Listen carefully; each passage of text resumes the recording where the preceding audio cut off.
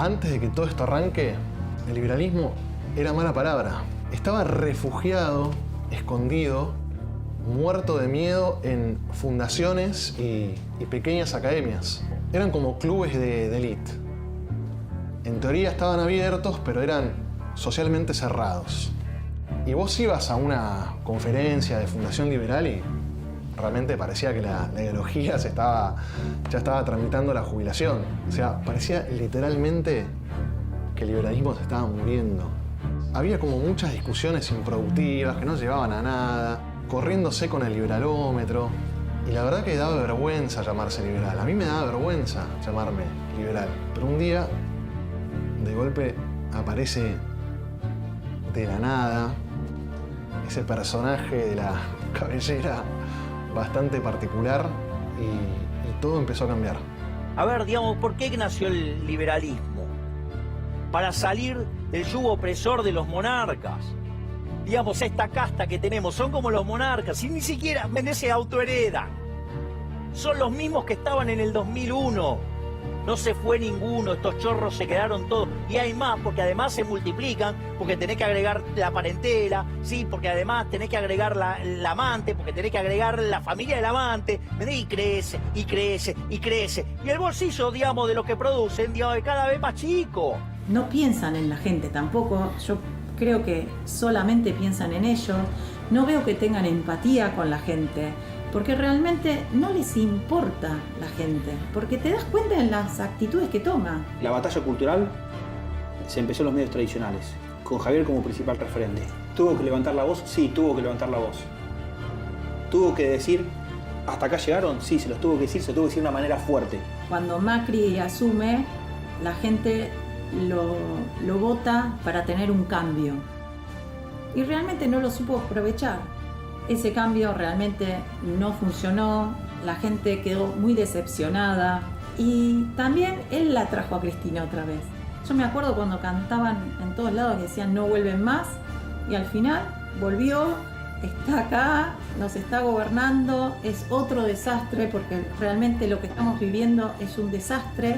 A partir de las 0 horas de mañana deberán someterse al aislamiento social preventivo y obligatorio. Esto quiere decir, nadie puede moverse de su residencia. Todos tienen que quedarse en sus casas. La prefectura, la gendarmería, la policía federal y las policías provinciales estarán controlando quién circula por las calles. Vamos a ser absolutamente inflexibles. No voy a permitir que hagan lo que quieran. Si lo entienden por las buenas, me encanta. Si no, me han dado el poder para que lo entiendan por las malas. La experiencia de otras ciudades nos muestran que tenemos que tomar decisiones más drásticas. Ahora, además de nuestro esfuerzo de control, estamos coordinando con los 40.000 consorcios de la ciudad para poder reforzar las medidas de cuidado y de control. Para eso, tenemos 5.000 trabajadores del gobierno de la ciudad que van a recorrer cada uno de los consorcios, controlando que se cumplan con las medidas. Me puse en contacto con Milei y le ofrecí, hagamos algo. Quizá podemos agarrar tu libro Pandenomics y hacerlo una presentación cinematográfica. Fue trabajando con Milei que de golpe me di cuenta que esto no era un personaje de televisión, por ahí como mucha gente cree. Que realmente había un tipo que era auténtico, era genuino. Y vi que estaba latente lo que podía ser un líder político de una magnitud que iba a sorprender a todos.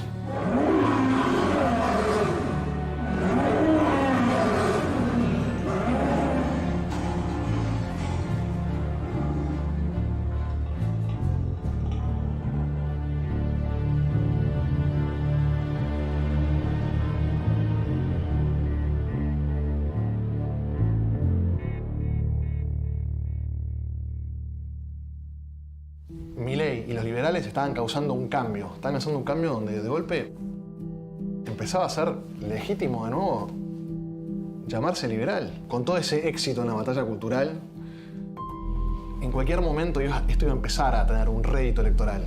Tarde o temprano iba a empezar a tenerlo. Pero el liberal, Javier, el liberal libertario que había logrado esta revolución, todavía no daba el paso para entrar a la política. Yo recuerdo que Un día estábamos haciendo una fiesta en New York City, todos los liberales. José Luis estaba lanzándose a la candidatura presidencial. Yo me acuerdo que Alberto Venegas Lynch, hijo, me viene en un momento a hablar ahí en la City y me dice: pero usted no se va a meter en esto, ¿no? Mire que lo necesitamos para seguir dando la batalla cultural. No se meta en esto. Le dije: no, profe, no se haga problema, no pasa nada. ¿Cómo me voy a meter en esto? A mí no me gusta esto. Y la realidad es que después los distintos eventos desafortunados me fueron empujando a esto. Entonces la pregunta es: ¿qué fue lo que pasó en el medio? ¿Qué es lo que hizo cambiar mi opinión? Durante el gobierno de Alberto Fernández, en distintos momentos aparecen los medios de comunicación, Leandro Santoro, pidiendo abiertamente por mi censura. Quiero no personalizar. Cuando apaguemos la cámara te lo voy a decir. Empezaron a circular algunos discursos que son peligrosos, por lo antipolítico, por lo hiperindividualista, por lo agresivo. Discursos que parecían marginales hace 3 o 4 años y que hoy ocupan espacios cada vez más importantes en los medios de comunicación. Creo que los medios de comunicación tienen una posición absolutamente irresponsable porque habilitan que se diga cualquier cosa sin ningún tipo de límite moral. Y eso se empezó a notar con claridad porque de tener entre 10 y 15 economistas liberales recorriendo todos los medios de comunicación, el número cayó pero estrepitosamente. A mí obviamente me empezaba a llamar mucho menos. Lo que pasa es que el único motivo por el cual me sostenía a mí ahí era básicamente el hecho del rating, es decir, que la gente me acompaña con el rating. Y tuve la sensación de que la batalla cultural estaba en riesgo, porque la verdad es que si no nos dejan expresar o no nos dejan tener exposición, se complica mucho. Una mujer se le acercó con lágrimas en los ojos y le dijo: Javier, estaba con los nenes, le pidieron selfies, estábamos en 11, le dice: por favor, sos la última esperanza para que mi hijo no se vaya del país. Sos la única esperanza que tengo de que mis hijos no se vayan. A partir de ahí yo creo que Javier empezó a meterse cada vez más y con más fuerza. ¿Cómo pueden dormir a la noche? Pero vos te Javier, crees que para mí es más fácil meterme en esto que detesto o seguir viviendo de dar conferencias. Pero ya no podrías, digamos, dar un paso atrás. Pero es que no puedo. No puedo. No puedo. Vivo, digamos, o sea, vivo caminando por los lugares, ¿me entendés? Y la gente me dice: gracias por abrirme los ojos. Lo voy a decir literalmente. Vienen y me dicen: sacalos a patadas en el culo. Se agotó la batalla cultural en mi caso. Tengo que pasar a dar el paso a pelearle de cara a cara a estos tipos. Y cuando se puso con esto, lo hablamos y dijimos: ¿qué hacemos? ¿Nos metemos? ¿No nos metemos? Porque obviamente tenía un montón de cosas en contra que sabíamos que iba a pasar. Y dijimos: mira, es la opción que nos queda. O realmente nos metemos acá o nos tenemos que ir del país. Él se animó. Él rompió el status quo de la discusión. Y después se animó a meterse en política. Cuando no tenía por qué. Cuando capaz tenía más para perder que para ganar. Quiero que sepan